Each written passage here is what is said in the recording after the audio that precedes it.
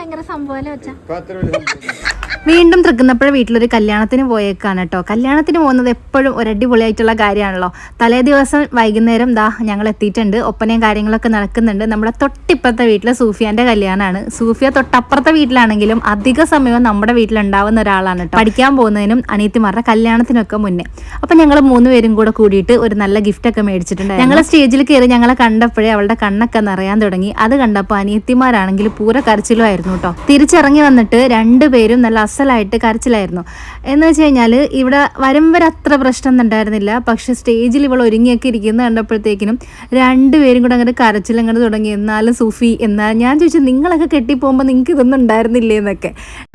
എന്നാലും ഒരു സങ്കടം എന്ന് പറഞ്ഞിട്ടാണ് കരഞ്ഞുകൊണ്ടിരുന്നത്. അത് കഴിഞ്ഞിട്ട് വീട്ടുകാരെയും കുടുംബക്കാരെയും കൂട്ടുകാരെയൊക്കെ കണ്ടതിന് ശേഷം നമ്മൾ ബിരിയാണിയൊക്കെ കഴിച്ചു കേട്ടോ. ബിരിയാണി, പൊറോട്ട, പത്തിരിയൊക്കെ ഉണ്ടായിരുന്നു.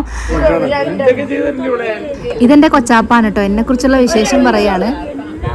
ഭയങ്കര സംഭവമായിരുന്നു. ഇപ്പോഴും ഭയങ്കര സംഭവമല്ലേ വെച്ചാ.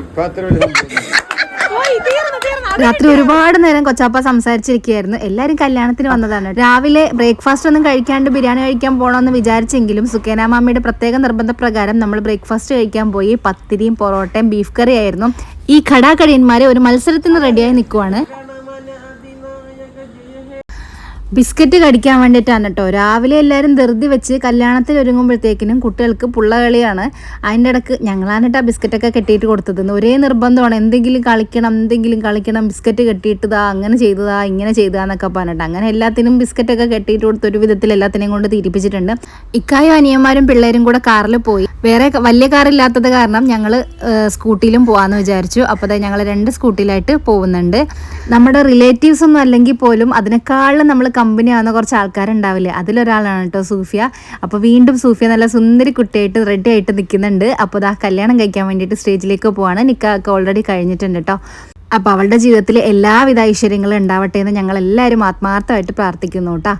ഇനിയിപ്പോൾ നെക്സ്റ്റ് ഫോട്ടോ സെഷൻ കഴിഞ്ഞിട്ടുണ്ട്. ഇനിയിപ്പോൾ അടുത്തതായിട്ട് ഫുഡൊക്കെ കഴിച്ചിട്ട് നമ്മൾ വീട്ടിൽ പോവുകയാണ്. അപ്പോൾ നല്ല ബിരിയാണിയും ചിക്കൻ ഫ്രൈയും സാലഡും ഒക്കെ ആയിരുന്നു.